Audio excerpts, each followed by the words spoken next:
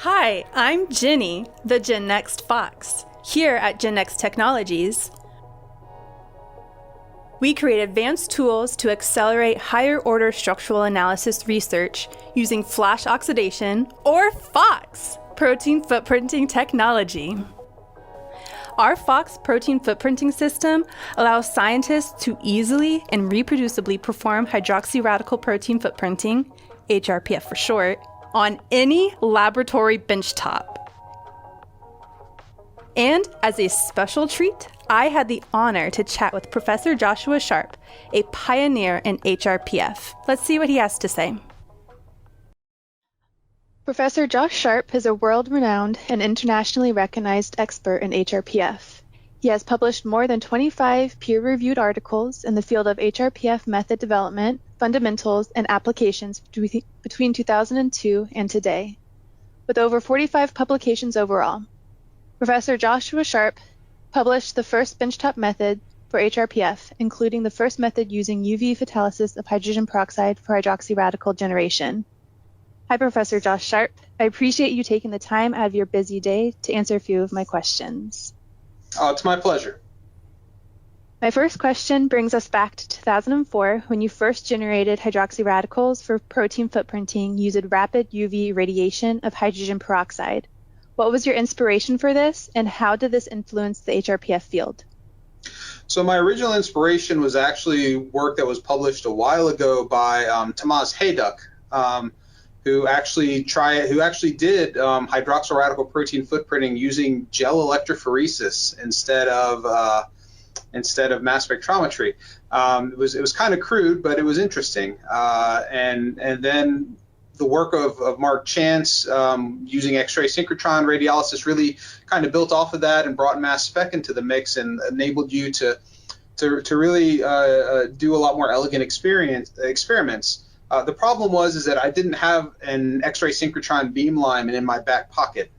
So that was the kind of experiment that me, being at Oak Ridge National Laboratory at the time, that I couldn't do. So that's really what inspired me to try to bring the chemistry to the benchtop, first with Fenton chemistry and then later with UV photolysis of peroxide, kind of leading up to where we are now. Wow, I bet it's been exciting watching how this technique has progressed over time. Yeah, very, very exciting. There's been a lot of really, really smart people with some really clever work that's been going on in the area. And there's always something new coming out almost every day. Yeah, so cool. When you developed a means to monitor the effective hydroxyradical dose, what were some important requirements, and how has that improved your HRPF experiments?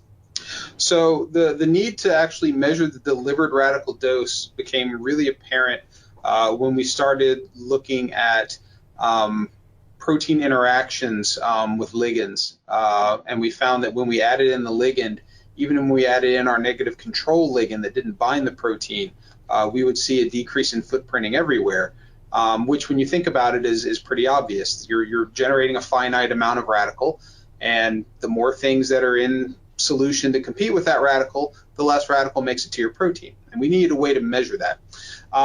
The important thing for us was being able to measure that at the very, very high radical concentrations that we make on a very short time scale with our radical generation method. There was a method that was out there for X-ray synchrotron radiolysis, but if you tried to do that for the UV photolysis experiments we were doing, the response was nonlinear. It wasn't a useful dosimeter for us. The second thing is we needed to be something that was quick and easy to measure so that we knew right away if our experiments weren't working the way we wanted them to work. People who have a ton of protein that's really well behaved, they tend to go do X-ray crystallography, NMR. The problems we really address commonly are those that are challenging. So a lot of times we don't have a lot of protein. The protein isn't always the most well behaved. And so we don't want to waste a whole lot of sample just trying to do basic troubleshooting. So we really needed something that gave us a simple readout, a very fast readout, ideally in real time if possible, that let us know how much radical we were delivering to the protein and gave us a nice linear, predictable response across the range of radical we typically use in our flash UV photolysis experiments. And the methods that we've worked out so far have worked really well for that. And we've got some improvements that we're working on now to try to make them even better. Yeah, but it sounds like it saved you a lot of time and frustration. Absolutely. My last question, can you give us a sneak peek of the exciting things you're currently working towards? Sure. The most exciting thing to me, and kind of my dream ever since I first started in this field, was I always wanted to use footprinting to solve the structure of a protein that no one knew the structure of already. I'm excited to say that you should be hearing some new work coming out of my lab pretty soon along those lines. It's been a really exciting time for us. Okay, I can't wait to hear more about what you have going on there. Thank you so much, Professor Josh Sharp, for chatting with me today, and it's always a pleasure to hear from an expert. Happy to do it. Thanks for taking the time to talk with me.